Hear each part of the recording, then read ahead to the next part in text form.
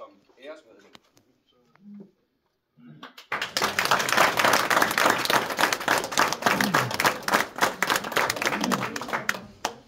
Bent, du er en mand, som jeg respekterer utrolig højt, og det ved jeg, at der også er mange andre, der gør. Jeg kender ikke nogen, som har arbejdet sammen med dig, eller mødt dig i professionel eller privat sammenhæng, som ikke beskriver dig varmt og som et godt menneske. Det er højt som lav, og det er også ungt som gammel. Jeg er glad for, at Svendborg Roklub har besluttet sig for at hædre dig og ære dig og give dig den her sådan særlige plads i historiebøgerne. Du har præsteret en meget, meget flot kaproningskarriere. I 1981, der blev du verdensmester i letvægtsotter. I 8'eren, der vandt du sølv ved VM året efter. Det var i Lucerne, og bronze i 83 i Duisburg, og bronze i 86 i Nottingham. Du har også en verdensmesterskabsmedalje fra letvægtsfireren fra 1976, som du vandt i Villach. Du havde en mere end årti lang karriere, som stoppede i 1988. Jeg har sådan et smukt billede her. Jeg skal have sædet den tilbage, der er flere år. Men det er faktisk et, som Michael Sørensen har lagt op af dig, hvor du roer dit sidste løb sådan i international sammenhæng. Det kan man finde inde på Facebook. Og efter din meget flotte aktive karriere, så blev du meget hurtigt træner, og i det erhverv er det vanskeligt at overdrive din betydning for dansk kaproning. Du repræsenterede en viden om letvægtsroning, og altså både fra din egen tid som roer, hvor du vidste, hvad der skulle til for både at fungere som et hold, men også havde du lært at tilegne dig den her vinderkultur, som er nødvendig, hvis man vil op og have medaljer. Og den viden, den brugte du på den gruppe af letvægtsroer, som der i starten af 1990'erne blev grundlaget for den legendariske guldfire, og den blev skabt i 1994, hvor at du lagde en hel masse grundarbejde for, at den kunne blive. Det var dine evner og din viden, som der definerede, hvordan den her båd drog i verden, og endte med at blive sådan et vidunderligt eventyr i dansk rohistorie, hvor at, ja, altså i dag så står du jo nævnt blandt nogle andre navne, men som en af dem, der har været hovedkonstruktørerne bagved den gyldne periode, som har givet 12 verdensmesterskabsmedaljer og medaljer ved 6 OL i træk. Og du stod selv som ankermand for projektet, da båden vandt verdensmesterskabet i 2013 og i 2014. Og du har også et komplet sæt af OL-medaljer, hvor der var en guldmedalje, som du var med til at vinde i 2008 i Beijing, og i 2012 i London, der blev det til en bronzemedalje, og i 2016 i Rio, hvor du også ligesom sluttede din karriere, der kom du hjem med en sølvmedalje. Så du har et komplet sæt af verdensmesterskabsmedaljer, guld, sølv og bronze, og flere bronzer. Du har et komplet sæt af olympiske medaljer.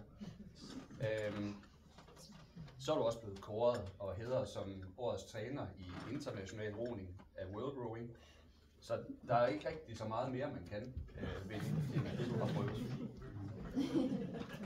Så altså med de meritter, så er du jo faktisk en levende legende i vores sport, og det er også sådan noget, folk skriver om dig, når de poster noget eller nævner dig. Det er et CV, som meget, meget få mennesker kan fremvise, og det skal du selvfølgelig være stolt over, at du har opnået. De her meritter og medaljer, de taler jo et sprog, altså de siger noget om dig, og når man kigger på resultatlisten, så er det sådan storhed og talent og succes. Men når så at man kigger på dig, også som du sidder her i dag, måske en lille smule klemt, det ved jeg ikke, men så plejer det at være, når du ryger i spotlight. Så er det i øjnefaldene, hvor gemytlig og rolig du er, hvor jordbunden du altid optræder. Og selvom det ville være helt retfærdigt at gøre, så har du aldrig haft behov for at skryde om dine evner eller prale af dine resultater. Du er i alle sammenhænge, som du optræder en ydmyg person, som har fødderne placeret godt i gummistøvlerne og bagdelen helt nede i vandoverfladen på rosædet. Over i Danmarks Rocenter, der bliver der stadig talt tit om dig, om franseren, og det er altid i varme vendinger. Jens Wilhelmsen, som er landstræner, han har lært sig at fuldstændig imitere din fynske dialekt. Og han bruger den altid, når det er, at noget er for højt ravende, eller dumt, eller sådan unødvendigt. Så kommer der sådan en, ja, det, altså sådan som du brugte, når det var eksempelvis, at Team Danmarks kanskjent professorspirer, de ville implementere et eller andet nymoderne på guldfireren. Så betyder det der, altså stik nu lige pipen ind, du ved godt, hvad det er, der skal til. Men din stil, altså i stedet for at himle op, hvis nogen kommer med sådan noget, hvor du ved bedre måske, så i stedet for at afvise deres gode intentioner, så havde du og har en stil, hvor du bøjer af, og så afleder du uden at gå ind i konflikterne. Så blandt andet sådan en anekdote, hvis det var, at eksempelvis Peter Møller fra Team Danmark kom og ville lave et forskningsprojekt, så sagde du jo altid, ja, det vil vi godt være med til så. Altså efter du havde sagt ja. Men så tilbød du, at guldfireren kunne være kontrolgruppe, og så kunne de jo prøve at lave forandringerne over på et andet hold. Og det er snedigt. Det er du også, snedig. Det handler ikke om, at du så ikke gennem alle de 40 år, hvor du har arbejdet med roning, ikke har ville forny dig. Altså selvfølgelig har du det, ellers så leverer man ikke olympiske medaljer i 2016. Men du har altid tilpasset dine metoder ud fra de mennesker, som du arbejdede sammen med, og særligt de atleter, som du arbejdede sammen med. Og så har du plukket det ud, som du var sikker på virkede. Og jeg skal hilse dig mange gange i dag også, fra både Mads og Jens og kontoret, og ønske dig stort tillykke. Og det der med, at du er snedig, det var også noget, som Lars Balle Christensen, som er nuværende direktør i Team Danmark, han fortalte om dig. Altså han fortalte det lidt anderledes, men jeg udleder af det, at du er snedig. Han fortalte noget, som han huskede tydeligt en gang, hvor at I over i Træningscenter Nord skulle cykle en tur til Lemvig i stiv modvind.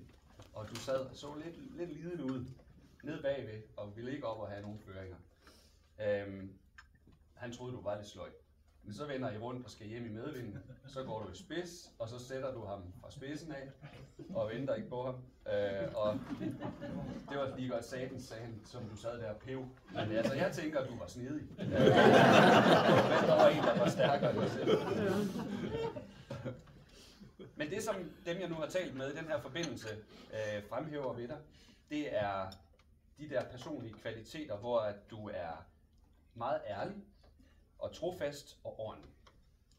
Og altså udover at kunne lære folk så at vinde i robåde, så har du altid vundet mennesker, som du har været tæt på. Og det gør du, fordi at du sætter andre først.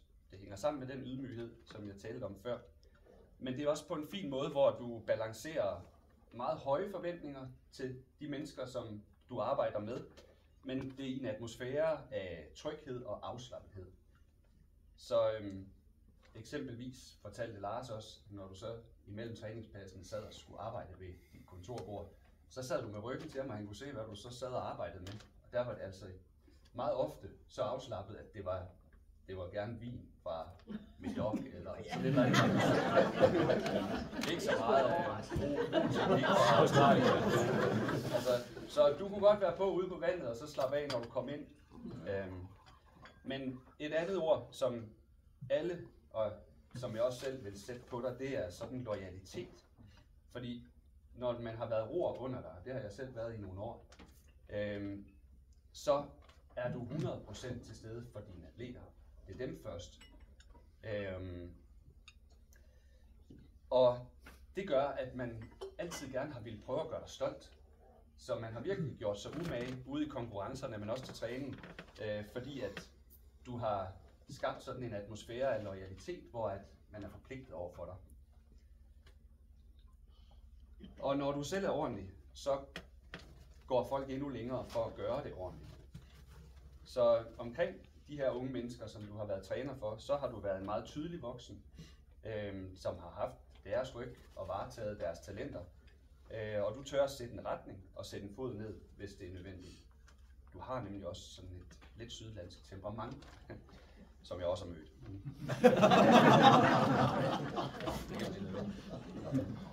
Men altså, dit håndværk med mennesker har været meget unikt. Igennem alle de medaljer, du har været med til at vinde, så har det handlet om samarbejde og noget med at udløse eller få frisætte potentialer. Men altså, det er jo også noget af det, som du i forhold til din ordentlighed og så videre har arbejdet med i det civile eller private, hvor du som skibsnedker på valgsted også har haft kvalitet og detaljer og ordentlighed i højsædet. Ellers så ville de her franskmænd nok ikke betale så mange millioner for deres pigtræksdæk og deres fine finesser.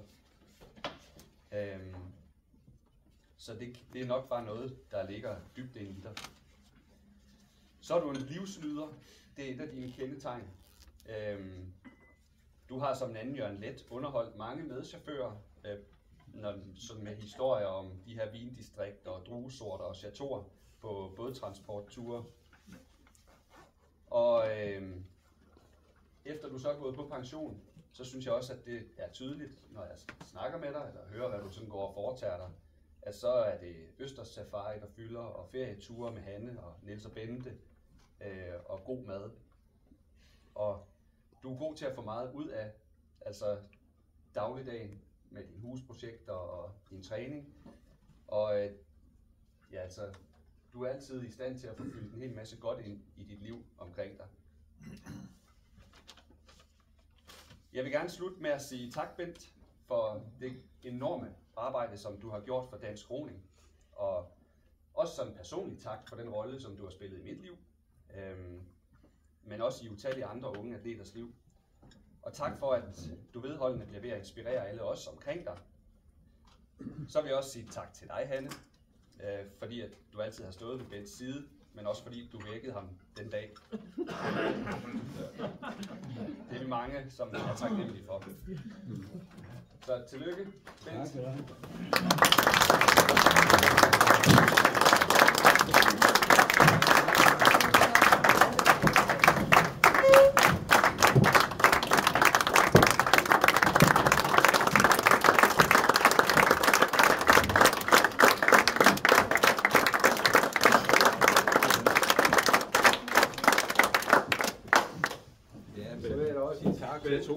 Prøv lige 2 sekunder. Jeg vil gerne lige have den over op. Hvis du lige har råd til at bruge lidt så meget som Thor. Og han rammer det 100%. Men jeg har længe været den mening, at du burde være æresmedlem af Svendborg Roklub. Der har hele bestyrelsen heldigvis været enige med mig i. Hvis jeg skal sige lidt, hvordan jeg husker det, så begyndte det for dig i 18-årsalderen. I starten af 70'erne. Og det var første gang Svendborg Roklub var repræsenteret ved VM. Jeg var selv ungdomsroer i den periode. Og husker, da du var i 76 igen i samme båd i 4 år, da du indtog VM. Det var efter en omstart, der blev der fanget en ugle. Og I kom over en længde bagud fra i starten, hvor I roede det op i semifinalen til at komme i finalen, hvor I så vandt jer frem. Jeg husker det meget tydeligt. Og som Thor sagde, det største øjeblik, det kom selvfølgelig i München i 81, hvor I vandt guld med i 8'erne. Og du har været, det har Thor fortalt. Jeg vil også dog sige, at du har også fået DFFR's ærestegn. Og du har faktisk været indstillet til kulturministerens idrætspris også. Så en rigtig stor ære. Så må du den der.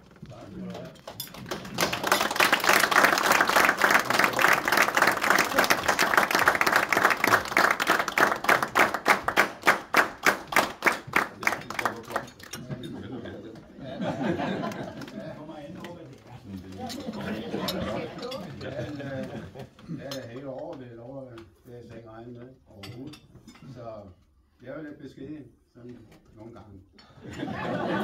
Men jeg vil sige mange tak til Thor for en fin tale, og tak til Svendborg Roklub, for det viser mig den ære, og det er jeg meget stolt af. Tak.